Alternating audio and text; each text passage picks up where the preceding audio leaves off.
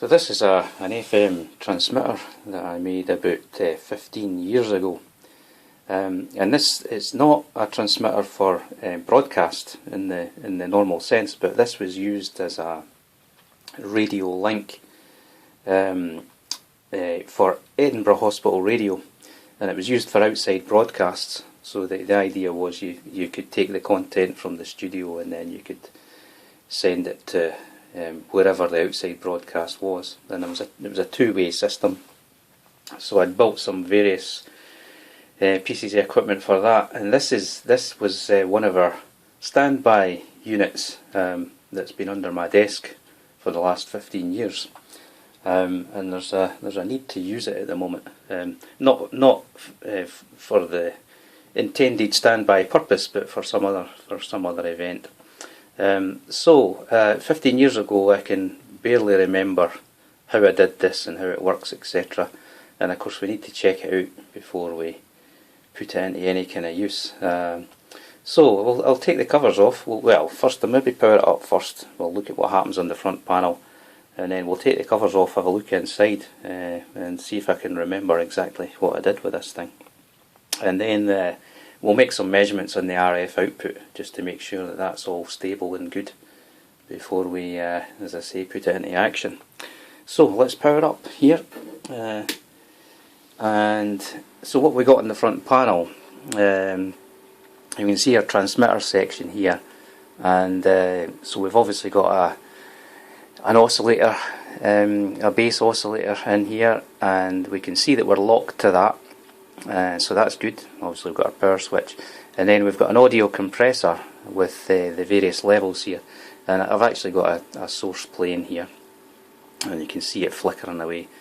So that's all good, that all seems to be working. And this audio compression here, because we're transmitting an FM signal, we need to be very careful about the deviation of the FM, the frequency modulation. So we need to limit the audio that's presented to the modulator, and there's some circuitry inside that does that. It's kind of part of the license agreement that you're not allowed to deviate above a certain amount, else you get into trouble. It just means you spread into the adjacent channels, and that causes everybody else problems. The deviation for your normal FM radio is 75 kilohertz. In this case we were allowed 50 kilohertz, so that was the limit. Anyway, let's just take the top cover off and we'll have a look at what's inside here and see what's going on. So here we are looking inside then, and the front here we've got a power supply here, 15 volt power supply. I can't remember the capacity of that. It can't be particularly high. I've got like a 1.5 amp regulator there, so that's everything's taken care of there. And then this circuitry here, this is the audio comes in here. You can either bring it in on an XLR, or there's a couple of phono connectors there. So the audio comes into this board, and this is our compressor limiter circuit. And in the original units that I made, I just used one of these Veronica kits. I mean, this goes back to the sort of probably the mid-90s or the like, and you could buy these kits. I don't know if this company still exists, but you know, they did this kind of stuff, and so it just made sense to buy these kind of things. So for the first generation I just used that. This one here I've done slightly differently. I think the reason was that because I wanted the XLR as well as the phonos, and then the other thing I did here was I've got a relay here that allows me to bypass this. If I know the level of audio that I'm putting in and it's controlled very well, then I don't really need this. This is just for the situation where there's some uncertainty about what kind of level you're going to be putting into the thing. So that's that circuitry there. I've already had this disconnected. So the audio comes out here at a fairly fixed level, and then goes into this is the modulator circuit in here. We'll have a look at that. We'll take the covers off and have a wee look at that. and there's a digital board underneath that does the synthesis, so that sets the exact frequency that we're operating at, and that can be varied. And then the output of this modulator goes into this board here. And again, in the original design, this was something that we just bought in, and this was the Amp3 kit from Hans Electronics. I think this was Sheldon Hans is what I remember his name being. He was a ham radio guy, and this board was intended for ham radio, but it worked up to 50 megs, so that kind of suited us really for this application. So we've got a kind of buffer here, but again, and then a single stage FET that's driving this transformer into this push-pull FET output stage here, and then a bunch of filtering before we go out. And say it's 12 volts there. I think I'm pushing it maybe a bit further with the 15 volts, but that lets me get to, we wanted about 5 watts out, so that's what we used. So that, again, that was in the original designs, we used them. And then in these later units, I just took the circuitry, I just duplicated the circuitry and put it on my own board there. There's a fan here, so the fan is blown over the power amplifier. The transistors here are bolted to the chassis, and just we want a breeze over that to keep them cool.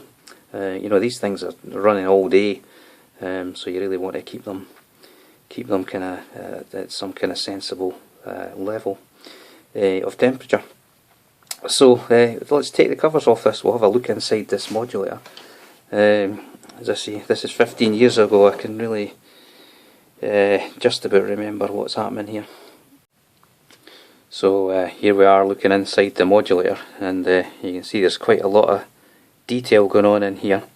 And I found my original drawing. So this is the extent of my documentation for this transmitter, or for the modulator section anyway. So what we find is that this section here, we've got some op-amps, we've got some power supply in here, and then this op-amp circuitry that brings in the audio before it goes to the modulator. And the input, there's two inputs here. One of them comes from our audio, as we said, and then the second input comes from our synthesizer loop. So we've got this op-amp loop here, and this just drives the center frequency of the VCO, voltage controlled oscillator. It drives that to the exact frequency that we want based on the synthesizer circuitry. I mean, I'm not going to get too into that, how all that kind of stuff works. That's a whole other discussion. And then this section here, I've got a bit of polystyrene in here, and this is our voltage controlled oscillator. So that's this part of the circuit here, and this is just a Colpitts oscillator with a FET. FET is the active part here, and this is operating at half the output frequency that we want. And we do that to give ourselves some isolation from the outside world. You know, if you're transmitting at the exact frequency of your source, and it goes out your antenna and then comes back into your circuitry somehow, that causes all sorts of upset. So generally you start at some lower frequency and then you multiply it up. So that's what's happening inside this section. That's this circuitry here, with a varicap diodes for our modulation, FET, Colpitts oscillator and the like. And then we tap the output of that goes into this next section here, and what we're doing here is multiplying by 2. So we've got an LC resonant circuit here that's centred on the second harmonic of this first oscillator. So that gives us our times 2, and we take a tap off of that transformer, or sorry, that inductor. We take a tap off of that into the kind of next stage, and that's just just gives us a bit more power. So it's just a kind of buffer amplifier, if you like. So that's this section in here, and we've obviously got these coloured coils to kind of tune things to perfection. So we come out of this here, and we've maybe got, I don't know, 12-15 dBm coming out of here. So that's like about 10 plus milliwatts. and then we go into a attenuator here, so we just attenuate the output to give ourselves some isolation again from the outside world, and the output of that attenuator then goes via a filter. So this is a bandpass filter to the RF out, and that's the bandpass filter there. And these two inductors that we can tune, and then we've got a screen between them. So that's a coupled resonator filter we've got on here. We've got 2 resonators, and then you couple them with this small capacitor, and that forms a bandpass filter. And then the output of that goes into our power amplifier, as we mentioned. And then the second part of the output here we take off via this common base amplifier, I guess, and that goes off to our digital circuitry. So what we do is we take a portion of this output, we take it to the digital circuitry, and then we use that to clock some counters, some dividers, and that's the basis of our synthesizer, really. So that's pretty much all that's going on in that top section there. And then if we turn it over,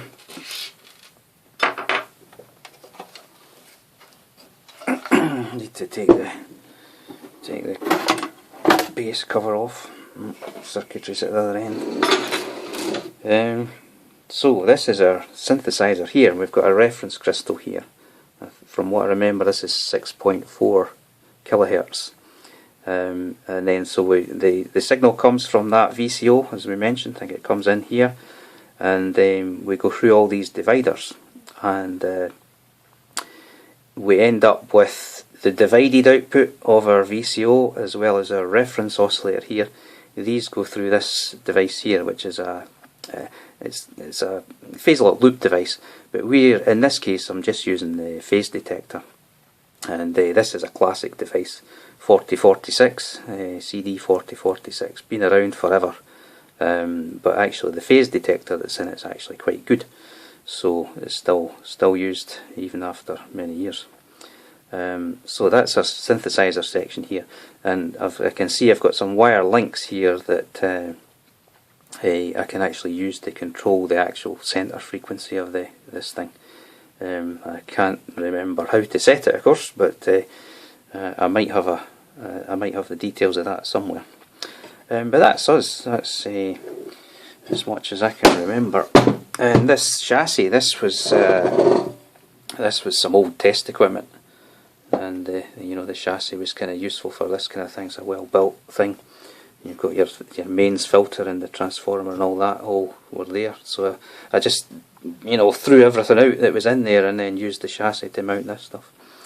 So that's us. Seems everything's working. All the audio sides seem to be working there. I'm going to put the lid back on this, and then the last thing I'll do is we'll measure the RF out and make sure everything's kind of stable there. And that should be us. We should be able to put this into action again. So one other feature that I built into this VCO unit was that this VCO voltage that drives this oscillator to exact frequency that we want, I take that out on one of the rear panel BNCs there, and that was just so that you can kind of check the health of this thing without taking the covers off or the like. And so this voltage, as I said, it drives the VCO to the exact frequency we want. But what we want to do is set up this circuitry such that that voltage is half the supply voltage of the op-amp, so that it's got the range either side to correct as it needs to do. So everything being in the kind of normal state, this should be roughly about half the supply voltage. As the temperature that the unit is exposed to goes up and down, then that might change. And I measured it, and it was about approaching 5 volts, and I thought, I've got a 15 volt rail there. But then I remembered that I've got a regulator in here, and when I check that, I've got a 10 volt regulator. And so if I go and measure the voltage on that, 5.22 volts. So even after 15 years, it's almost exactly right. And in fact, when we put the covers on here, it drops to just under the 5 volts. So that's exactly where it should be. I don't need to tweak the thing at all. Absolutely bang on. And I forgot to mention, when this sort of polystyrene stuff here, that's there to keep this little area as temperature stable as possible. You know, once the unit's kind of settled and reaches its kind of nominal working temperature, this kind of just keeps it at a very stable state, and it stops stuff moving around or vibrating, and just gives you a nice stable oscillator for this type of application anyway. So that's us. I'm quite happy that this thing's absolutely aligned as it should be.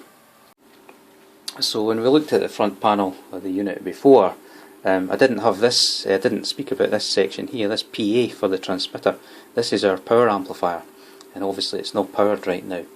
And we can't really power that without an antenna or some kind of load connected. Otherwise you're just going to damage the internal power amplifier circuitry. And so what I want to do here is connect it to some test equipment to make some measurements on the output. And the output of this is about 5 watts from what I remember, and if you try and put that into your average spectrum analyzer, you're just going to destroy the front end of that equipment. So what I've got here is a 10 dB attenuator, just to take the the vast majority of the power, and then what we do is we subtract the loss of that attenuator in our measurement. So with that in place, I can then turn on my power amplifier. There's a switch on the back that turns that on. So we're now transmitting into this load, and then we can go off and measure that thing. So I'll connect it up to the spectrum analyzer now, and we'll have a look at what we can see on the output. So we're connected to the spectrum analyzer now, and I've got the PA turned off, and I'm just looking at up to 200 megahertz here, so I'm looking to see a few harmonics. And I can see, even with the PA turned off, we still get output power. It's just it's not at full level. And in this case, it's about 26, 27 dBm. And I guess that doesn't mean a lot to a number of people. That's just under half a watt though. 27 dBm is half a watt, so we're just under half a watt there. All good. And the interesting things we're looking at here is what do these harmonic levels look like? What do the second, third harmonic look like? And if we go into our marker here, we can then put a delta on that and go and look at that second harmonic, and we can see that that's about 66 dB down. So very, very low level signal there really. And again, turn to be a normal marker, so I'm now measuring this level, minus 40 dBm on the second harmonic. And if we change our units, that's 120 nanowatts. So very, very low levels that we're outputting out with the frequency that we're interested in here. So let's peak on our signal again, and we'll go back to measuring in dBm. And I need to, before I turn my PA on, I need to change my scale here. So I'm going to go up to put the top of the screen at 40 dBm. So 40 dBm is 10 watts. So you can see we've dropped there. And now if I turn my PA on, then these levels jump up. It's all good, and we're reading about 38 dBm there, which is just a little bit shade over 5 watts. So if we go into the marker, amplitude, and we go watts, so 6.4 watts we're outputting there, and that's all good. Let's then go and look a little bit closer at our fundamental signal. So I've centered on the signal now, and I've got my span down to just 200 kilohertz, so 100 kilohertz either side. and we're allowed to modulate to half that level. So we'll play some music in a minute. We'll just look at this thing. But looking at this with no input, this kind of tells us how our oscillator's behaving, tells us how clean that is, and how stable it is. It's absolutely rock solid there. You can see with 48.42905, so we're, you know, about 100 Hertz off ideal. So that's pretty good. So playing music actually doesn't make much sense when you look at this kind of display, just because it's not repetitive, it just sort of bounces around. So I'm going to put a test tone in, it's the 1 kHz tone, and we can then see, if we put a max hold on that, we can then see our centre frequency, and this is us modulating either side of that, and you can see the shape of that waveform. We're not exceeding the sort of plus and minus 50 kHz that we're allowed, and this is just a classic FM modulation shape there. So I think I'm quite happy that everything's working as it should be there, and all good. We can then go ahead and use this for its intended purpose.